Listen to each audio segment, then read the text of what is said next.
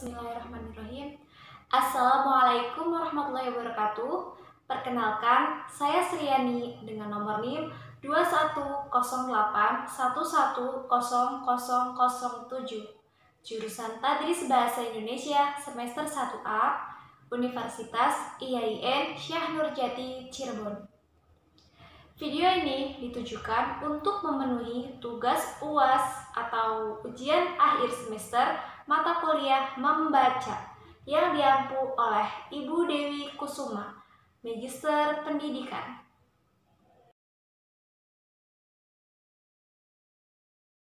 Teman-teman, di video kali ini saya akan membahas salah satu jenis membaca, yaitu jenis membaca kreatif.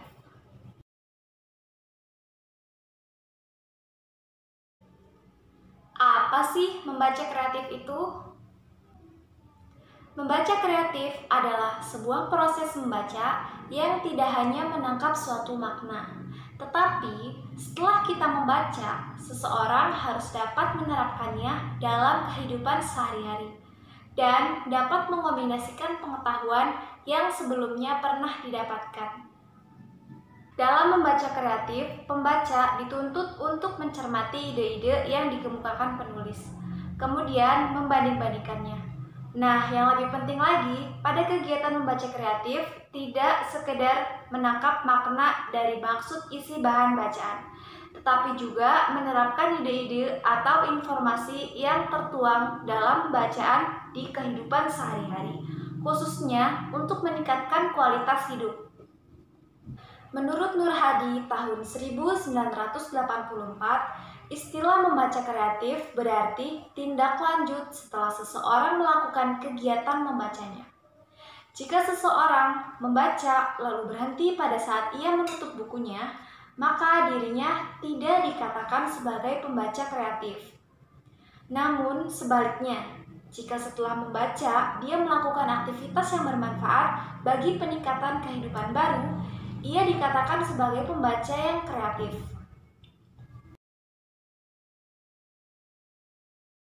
Selanjutnya, ada ciri-ciri membaca kreatif. Apa sih ciri-ciri membaca kreatif itu?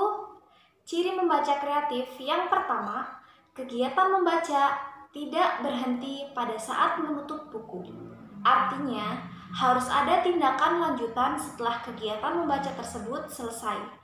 Kedua, mampu menerapkan hasil membacanya untuk kepentingan sehari-hari, yang berarti bahwa ilmu pengetahuan yang diperoleh setelah membaca mampu memberikan manfaat dalam kehidupan sehari-hari. Ketiga, munculnya perubahan sikap dan tingkah laku setelah proses membaca selesai. Pengetahuan yang diperoleh setelah membaca menambah kematangan sikap, cara berpikir kreatif dan logis, sehingga sikap dan tingkah laku yang dilakukan selalu dipikirkan dengan baik dan tidak sembarangan. Keempat, hasil membaca berlaku sepanjang masa. Artinya, hasil dari membaca kreatif tidak akan mudah dilupakan dalam waktu yang singkat. Hal ini karena adanya pemahaman yang mendalam tentang informasi tersebut. Dan yang terakhir, mampu memecahkan masalah kehidupan sehari-hari berdasarkan hasil yang telah dibacanya.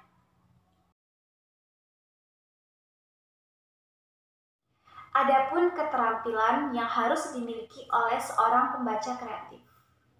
Keterampilan yang harus dimiliki oleh pembaca kreatif yang pertama yaitu mengikuti petunjuk dalam bacaan, kemudian menerapkannya. Kedua, keterampilan membuat resensi buku. Ketiga, memecahkan masalah sehari-hari melalui teori yang disajikan dalam buku. Dan yang keempat, keterampilan mengubah puisi menjadi prosa. Terakhir, keterampilan mengubah buku cerpen atau novel menjadi bentuk naskah drama atau sandiwara. Selanjutnya ada tujuan membaca kreatif. Apa sih tujuan membaca kreatif itu? Membaca kreatif pada umumnya memiliki tujuan yang hendak dicapai. Yang pertama, memahami informasi secara mendalam. Yang kedua, mengetahui sesuatu dengan lebih mendalam. Yang ketiga, membaca kreatif bertujuan agar para mahasiswa terampil berkreasi dalam hal dramatisasi, interpretasi atau musik, narasi ekspresi tulis, dan ekspresi visual.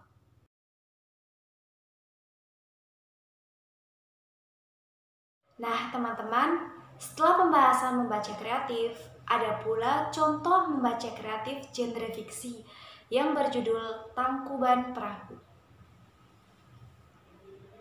Dahulu kala, di tanah Pasundan, Jawa Barat, ada seorang dewi surgawi yang sangat cantik jelita. Namanya Dayang Sumbi. Dia tinggal di sebuah gubuk di hutan bersama anjing setianya, yaitu Tumang. Suatu hari, saat menenun kain, dia kehilangan salah satu alatnya. Bosan mencari kemana-mana, Dayang Sumbi berkata pada dirinya sendiri, "Barang siapa yang bisa menemukan alat yang hilang dan mengembalikannya padaku, jika dia laki-laki, akan kujadikan dia sebagai suamiku. Dan jika dia seorang perempuan, akan kujadikan dia sebagai saudara." Yang mengejutkan, Tumang menemukan alat dan mengembalikan padanya. Mau tidak mau, Dayang Sumbi harus memenuhi janjinya sendiri, yaitu untuk menikah dengan Tumang, yang dulunya pernah dikutuk oleh penyihir jahat menjadi seekor anjing. Secara kebetulan, Dayang Sumbi melahirkan seorang anak laki-laki yang bernama Sangkuriang. Sangkuriang tumbuh menjadi seorang remaja yang sehat dan suka berburu binatang. Dayang Sumbi tidak pernah memberitahu Sangkuriang bahwa Tumang si anjing itu adalah ayah kandungnya. Suatu hari, Sangkuriang dan Tumang sedang berburu rusa di hutan. Segera mereka bertemu dengan babi hutan. Sangkuriang bertanya-tanya, "Mengapa tidak ada rusa hari ini? Tapi saya pikir babi hutan tidak akan membuat perbedaan." Sangkuriang berteriak pada Tumang, "Pergilah dan lawan babi hutan, bunuh saja untukku." Anehnya, Tumang tidak membunuh babi hutan, karena babi hutan tersebut adalah Dayang Sumbi. Babi itu pergi dengan selamat.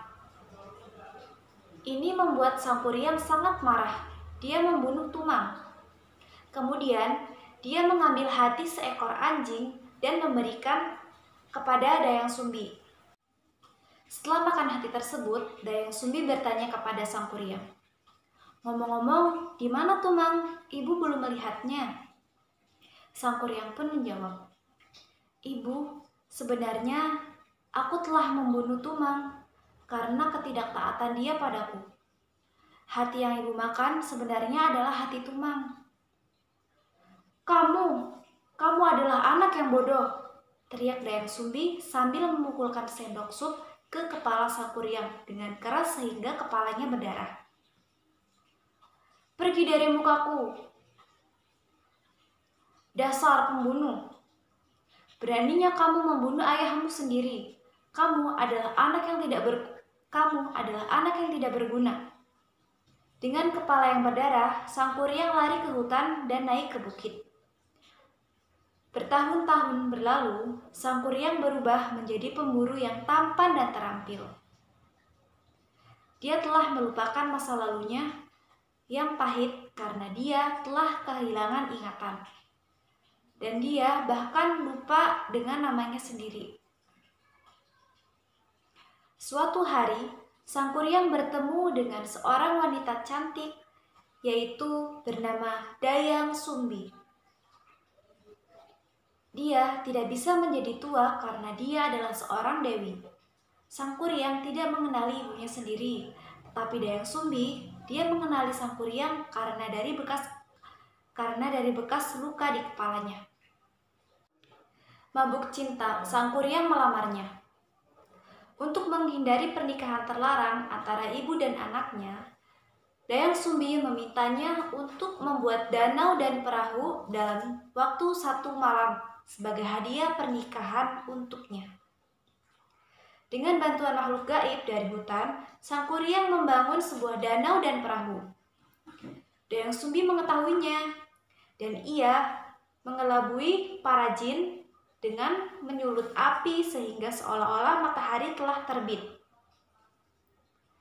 Setelah mengetahui hal tersebut, Sang Kuryang sangat marah sehingga dia menendang perahu dan perahu tersebut terbalik. Ini menjadi Gunung Tangkuban Perahu di Jawa Barat. Nah, pesan moral yang dapat kita ambil dari cerita tersebut yaitu bersikaplah untuk jujur karena kejujuran akan membawa kebaikan dan kebahagiaan di kemudian hari. Baik, demikian pembahasan membaca kreatif yang dapat saya sampaikan. Semoga bermanfaat. Terima kasih. Kurang dan lebihnya saya mohon maaf. Wassalamualaikum warahmatullahi wabarakatuh.